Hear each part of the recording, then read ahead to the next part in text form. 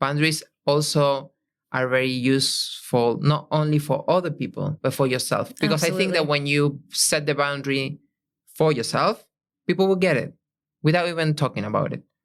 That's very true. Something I'm still working on. I think it's a process. We will work through this the whole life. The C-Suite is a podcast about sharing entrepreneurship stories and illuminating financial concepts in a way that speaks to who we are as creatives, as small business owners, as entrepreneurs and aspiring entrepreneurs, not as finance executives. Each episode features one finance term that is explained through career stories in conversation with friends. So join me as we dive into the highly personal stories that bring finance to life. Because you can do this. You can learn to understand it intuitively. And when we do that and put new ideas into context, that's when we can learn, plan, and thrive. Welcome to the C-Suite with Catherine.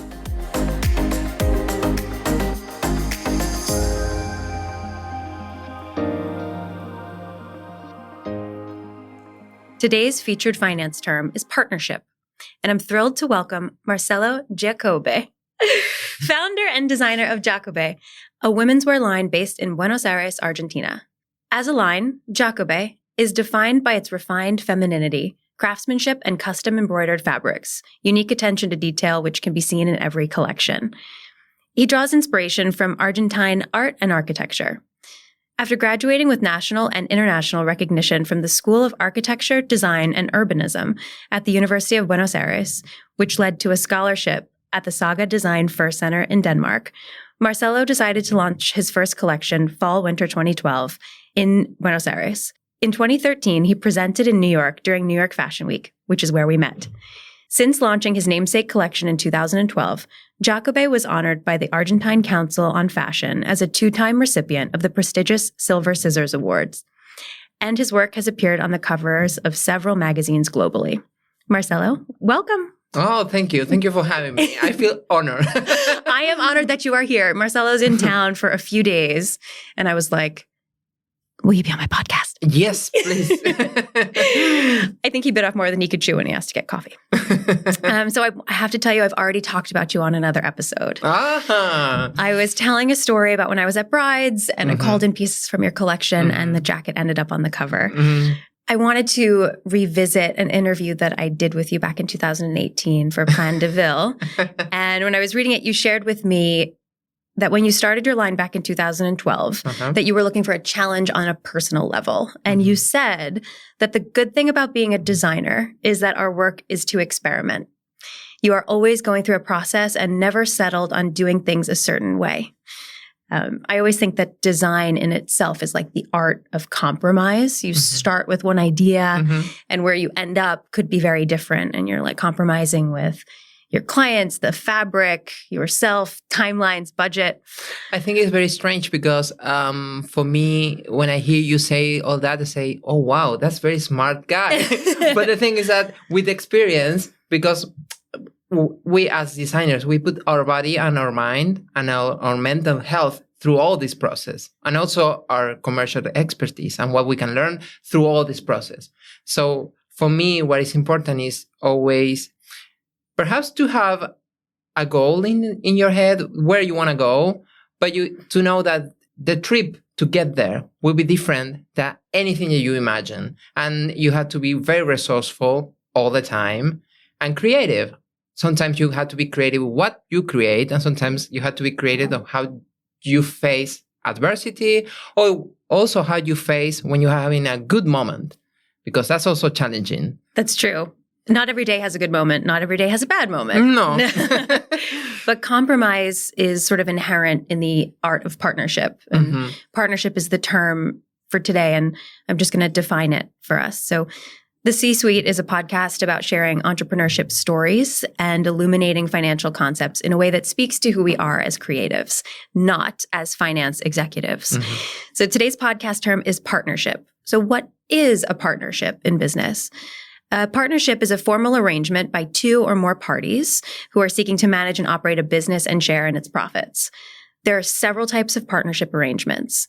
In particular, in a partnership business, all partners share liabilities and profits equally. In other partnerships, partners may have limited liability. And there's also the so-called silent partner, in which one party is not involved in the day-to-day operations of the business, but is involved in a different capacity. So I'd love to shift into some questions for you as someone who has had a brand now for 10 years. You were celebrating your 10th anniversary. Can you tell me a bit about your first season back when you launched in 2012?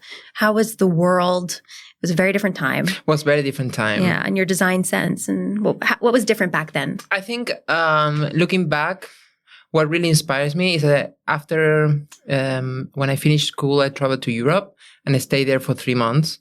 And everybody was asking me, what are you going to do? What are you going to do? What's your future project? And I said, I'm going to do runway shows. And because the idea is that if you're a fashion designer, you should do a runway show. That's the way that you show your work. And also, I don't know how, but I think that the universe heard my calling and start happening. When I came back to Argentina, I participated they select me to do a runway show, and then after that another runway show, and I start to have press, and that draw a lot of attention to my work, and then customers. But I think that the idea at the beginning is that it was almost like a dream-like, and you will always have this idea that, okay, I will find a partner that will facilitate everything that is amiss in my work, everything that I can do. And let me say that with time, you slowly became that person, the person that is going to be there to solve your problems. Because I do think that we, as a designer, to do a metaphor, we create a ship, we paint the ship, but we also have to know how to run the ship, where we want to go.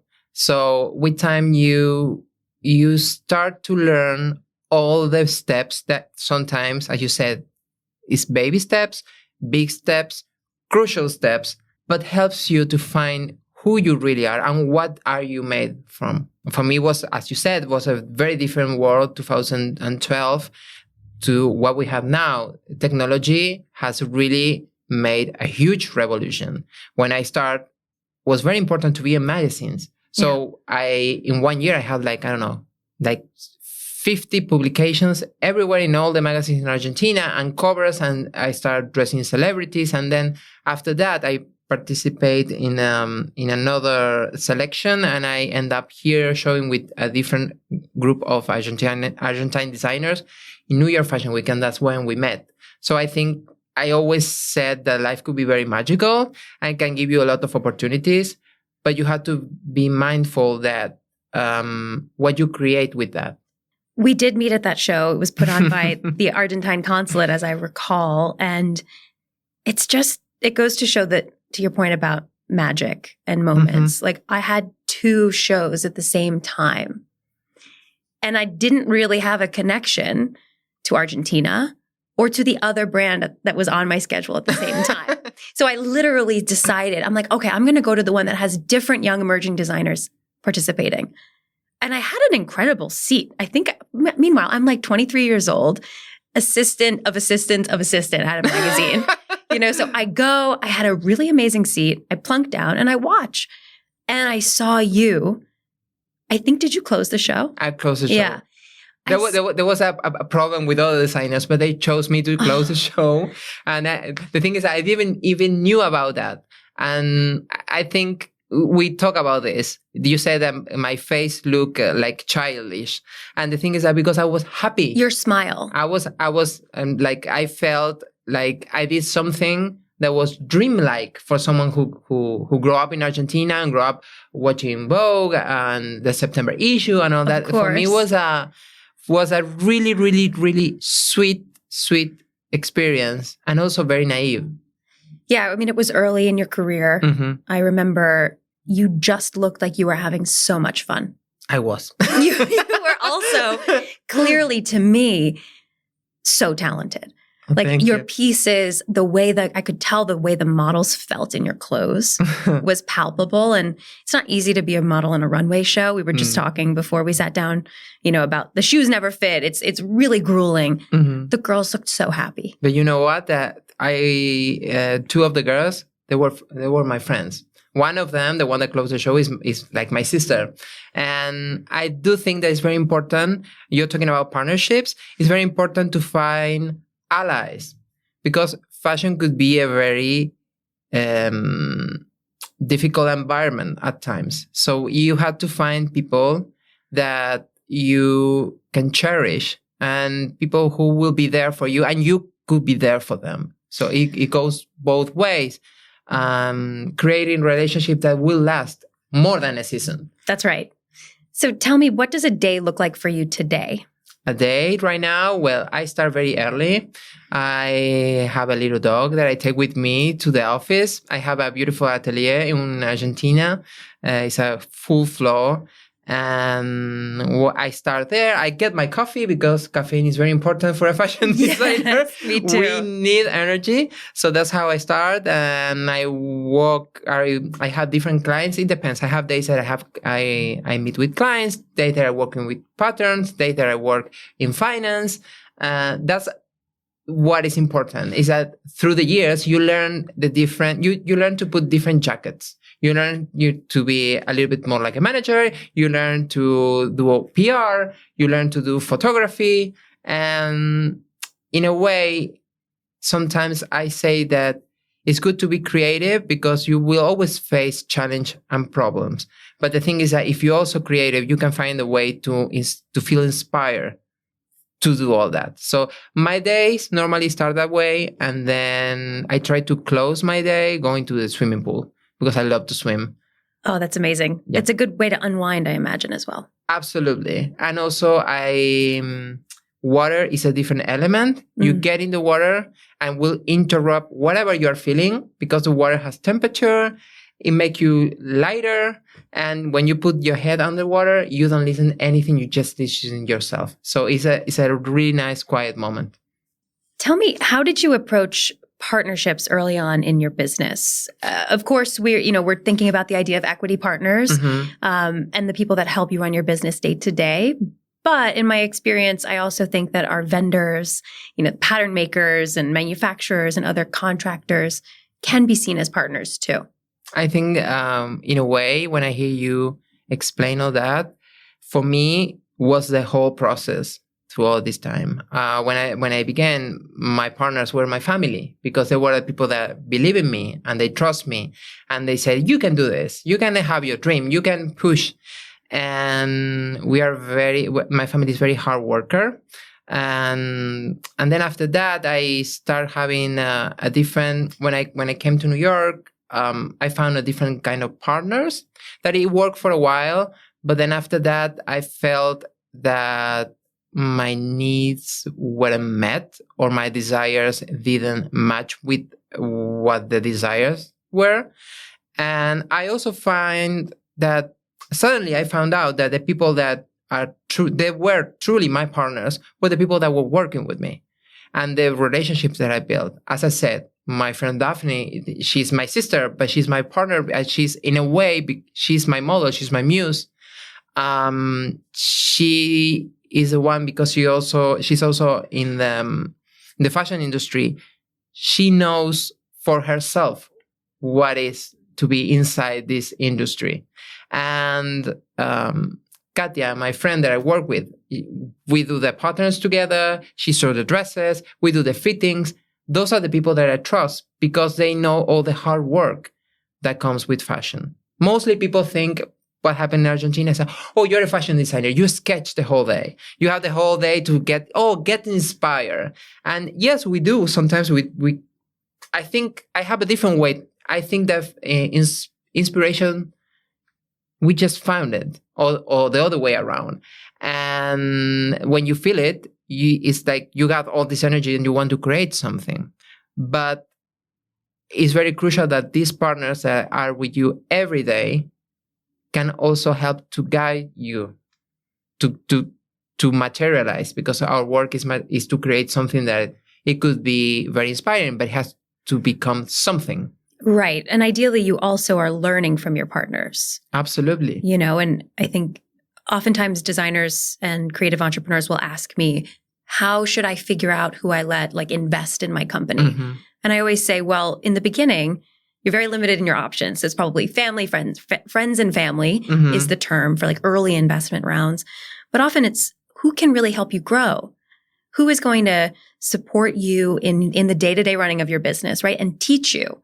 Maybe you want to open stores. So maybe one of your partners could be, involved in real estate or finance so that you can learn from them. Absolutely. And then maybe they're not your partner long-term, but they could be involved for a period of time. And then you take what you've learned positively from that experience and apply it to your day-to-day role as a business owner. I do think that it's very important to incorporate. It doesn't matter. It could be anyone. But if you're open enough and you can incorporate someone else's experience, even if it's a different kind of business, it will make you stronger.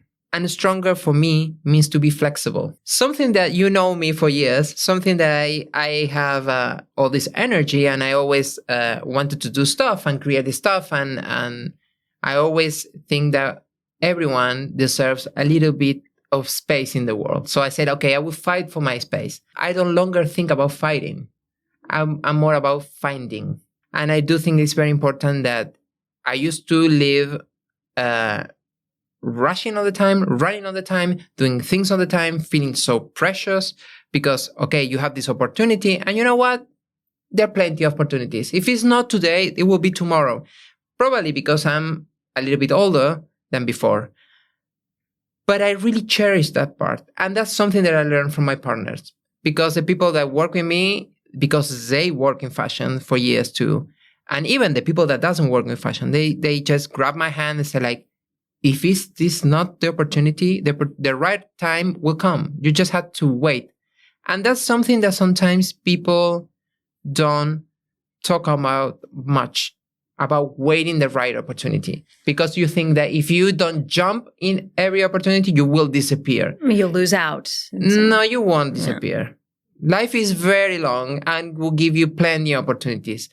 But also with time, you figure out who you are and what are your core values.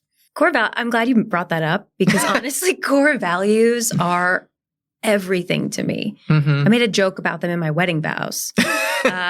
It's when you know who you are, it's so much easier to make decisions about who you're working with and what matters to you. And in business, when you have a set strategy, you can build the structure around the strategy that makes sense with what you want to do. But it's the same for yourself and, how you move through the world and what matters to you. But that comes with time and age. But you know what is tricky too? That when you are a designer and you are the face of the company, but you also face all the difficulties that you go through because people tend to see the glossy side, which is good and is healthy. Because also when you create, that's what you want to create. There's a little bit of fantasy, but also mixed with reality. But I do think that in my case, my values are very aligned with what I create. And even if I know that what I create will change, I do think that I do what I do because when I was a kid, I had a dream about doing this. I remember that my mom was a hairdresser. And each time that I went to her salon, I was getting bored because I'm a kid. Yeah. What I'm doing there? There are not many things that I can do. So what I did, my mom loves to knit. So I always open her books about knittings and I got the paper, cut it, and I start doing collages and all that. And in a way, I always dream about doing this. Because also, as I said, you have the 2D, the printed image, but what about the volume? How we create the volume? And as creators, we create the volume of the company. The company has to have some shape, has to stand for something. And in my way, I think it will sound cliche, but I try to empower women by make them feel beautiful, which is very cliche. I know that. But trust me, when you look at someone, look at herself in the mirror and they found herself in something that you create and they feel like them, not like dressing up in something that I do, everything makes sense.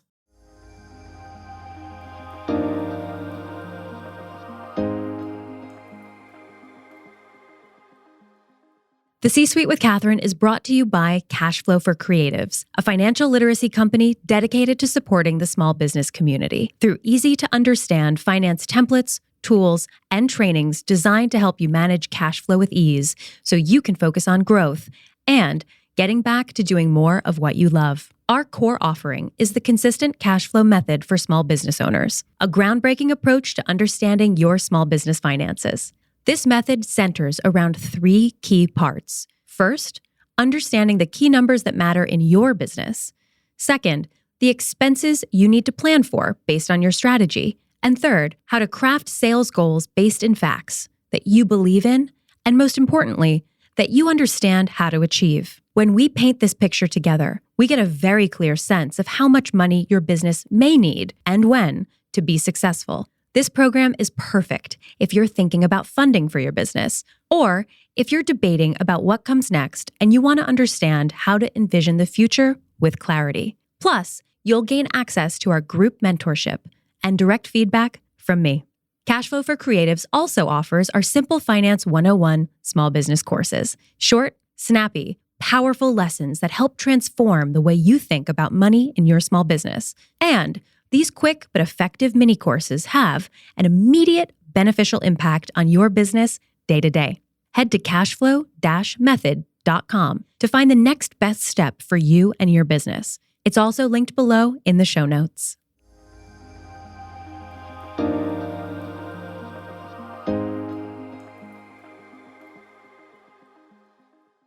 We have this saying, or at least I have this saying, which is, people definitely say this. The idea that a dress doesn't wear the woman, the woman wears the dress. Exactly. And she feels at ease and she can move through her day and her life having put on this sense of confidence that comes from the design. And something that I found out dealing with people and having them trying different dresses is that at times you look at someone and they choose a dress, and I think that dress is too much for this person. It's not going to fit. The dress is too loud, and I see her as more quiet. They fit the dress, and it match. Mm-hmm. So there is something magical. Or sometimes you see people that is very big earrings, great hair, and everything, and the dress is too much. I say this is going to be too much. Yeah. No, it works because it goes with the persona, the personality. So I do think that as a designer, sometimes we have to step back a little bit and allow the woman that fit the dress, wear the dress, to have their life in it. And and they reinterpret your work. Yeah, I've had designers express to me that they kind of get uncomfortable when they see people wearing their clothes in a way that they wouldn't have styled.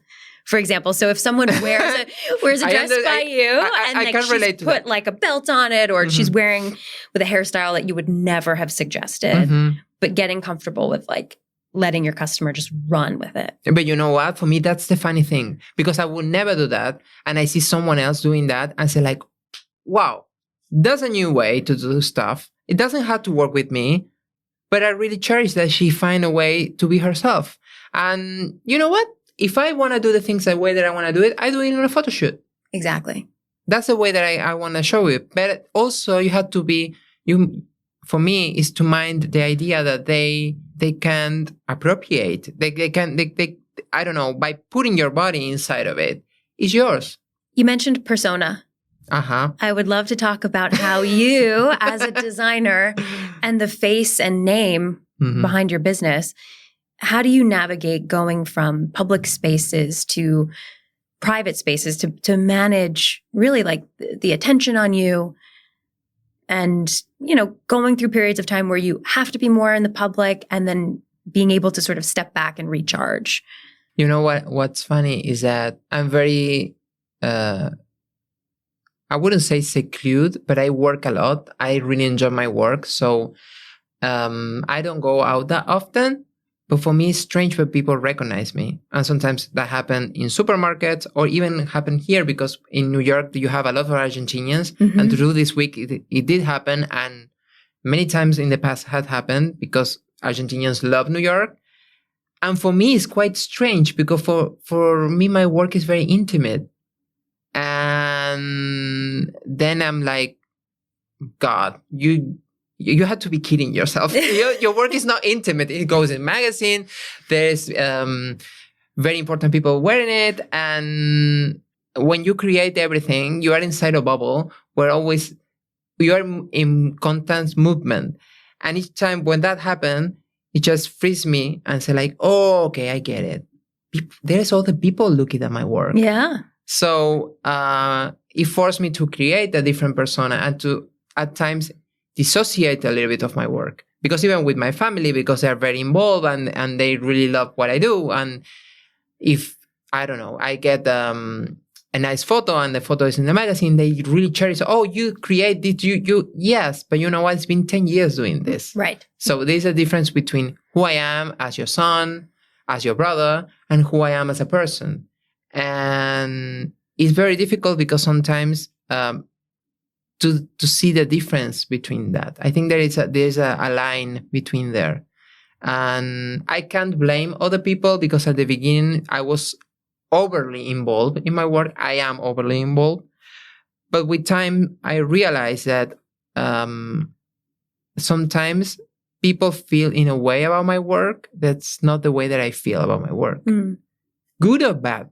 Sometimes people find something pretty that for me, I don't know, next season, we will find a way. But it's very important to create a persona, to give yourself some stability. And boundaries a little bit. Definitely boundaries. That's something that I had to learn. I learned it the hard way. But yeah, boundaries also are very useful, not only for other people, but for yourself. Because I think that when you set the boundary for yourself, people will get it without even talking about it. That's very true. Something I'm still working on.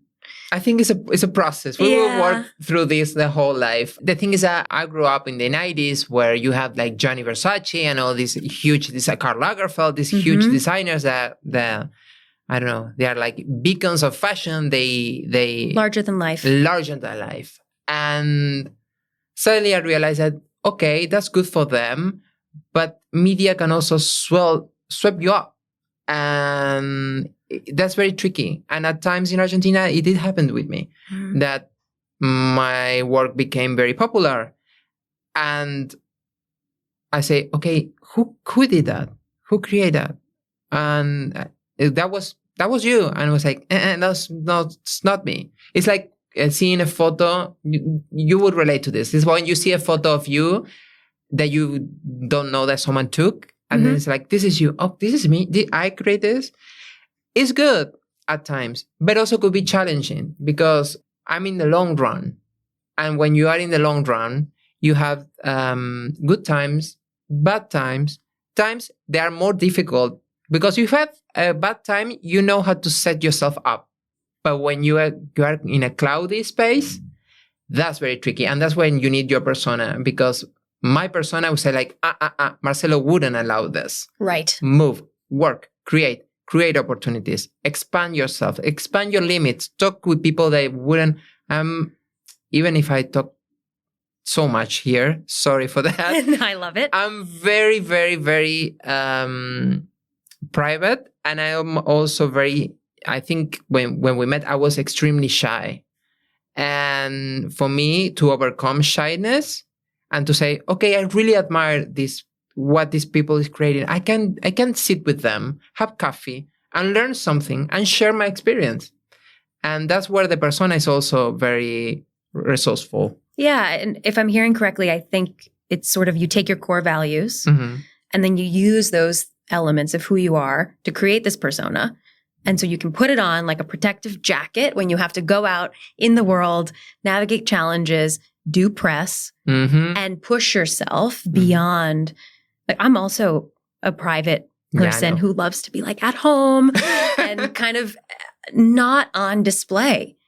But so like your natural talents require you to be a public person who is creating visual work? That was very tough for me to learn. That was very tough because in a way, it's like, when you see cartoons and you have the angel on one side and the devil on the other side, it's like, okay, and you are in the middle. And at times you had to just, my mom was very good at it. She said like, you deserve to look good. You deserve to have nice shoes. You deserve to show other people that you are nice. You are pretty. You are my son. She was saying always in a very loving way. And I was like, Mom, but I'm shy. And she wasn't shy. And she was like, move, do it. You deserve it.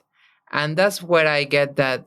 I think I have this curiosity for the world, this curiosity of how I can create something that I haven't seen before. And that's what really pushed me. And it's extremely scary. So for me, it's like sometimes you have this exposure, but you feel naked because you create something that you don't know if it's mostly what happened with me. I don't know if it's pretty or not. And you're waiting for the response. Yeah, but sometimes the response is nice and it's good and people like it. But there is a different timing for me. Sometimes when I look back and I see things that I did in 2013, 2014, I was like, wow, that was really nice. I did it. I was like, no. And also this idea that because in fashion, when things go wrong, you have to keep working. And when things go right, trust me, you have to work even harder. So in a way, you have to create this persona, this Superman suit that you put, and also you take.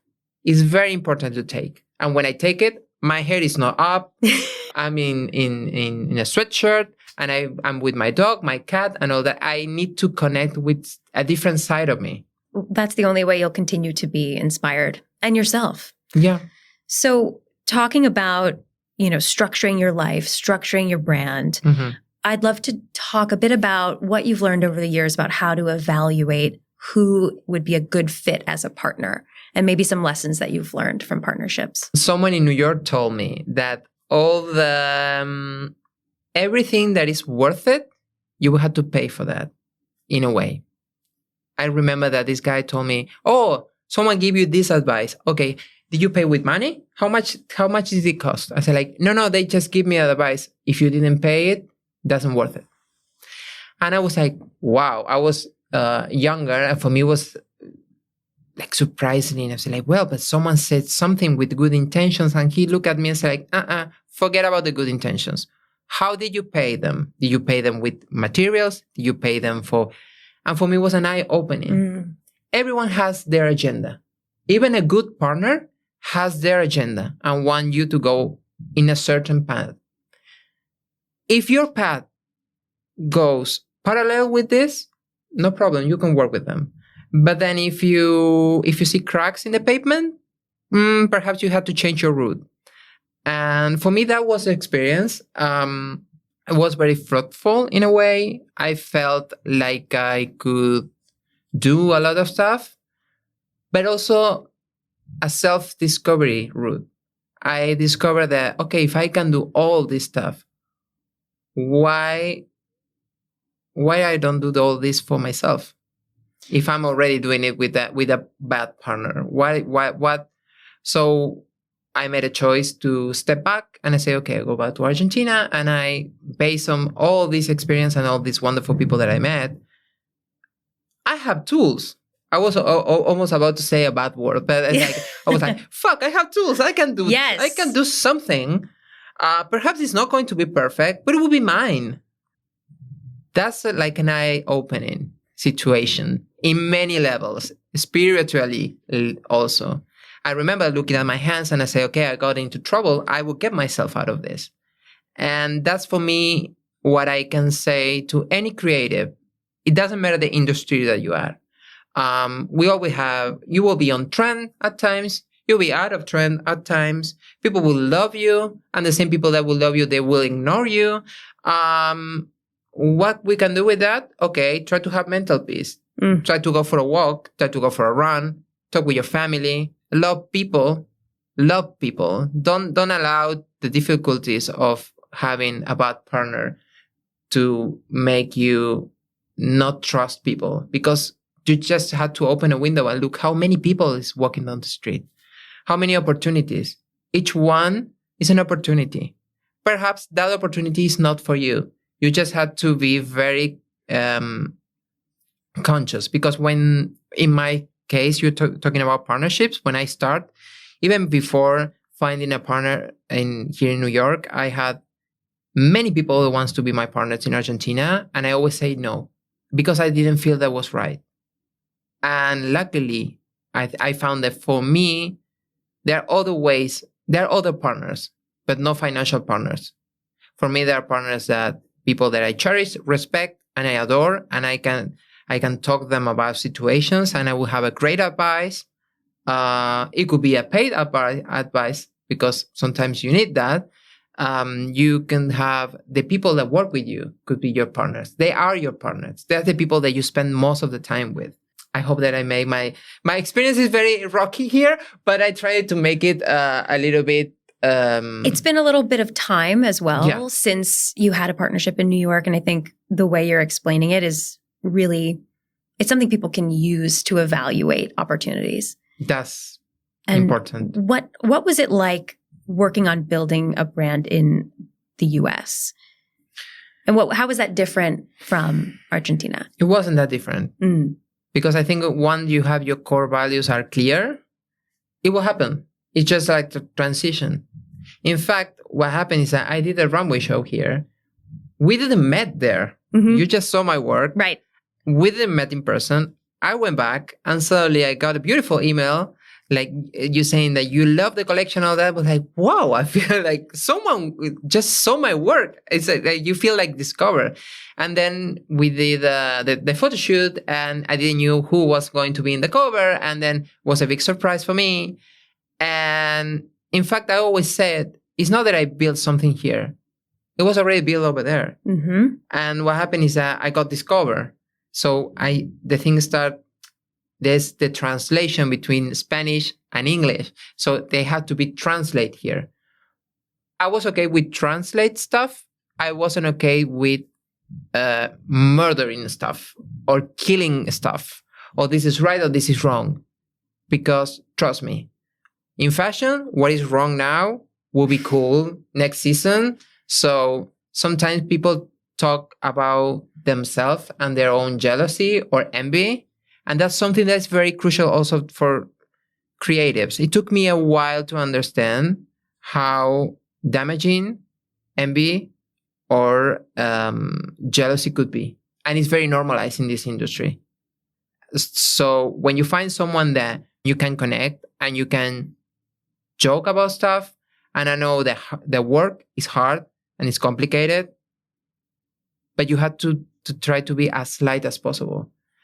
When things are too complicated, too time consuming, it's not right. Nothing good is come out from a 5-hour meeting. Right. You can be efficient. You can have a coffee and talk about things in 10 seconds, disagree about that, but in 10 minutes, you will have a clear idea. That's amazing advice. I hope so. I don't know. You have to keep in mind that I try to translate everything from my Spanish to English. So sorry if it's not right. I think as you've seen, you've learned through these experiences how talented you are, how skilled you are. And I think from people listening to this episode, you will learn how great your English is as well. We only have a little bit more time, so I'd love to ask you, do you have any questions for me about entrepreneurial finance or business finance, or anything I might be able to help you with? Yes, please. Because, I already said this to you before, but the way that I learned through everything is much more about learning through the experience, not through organize. So I know how to organize my business, but not in a scientific way. It's much more like an organic way.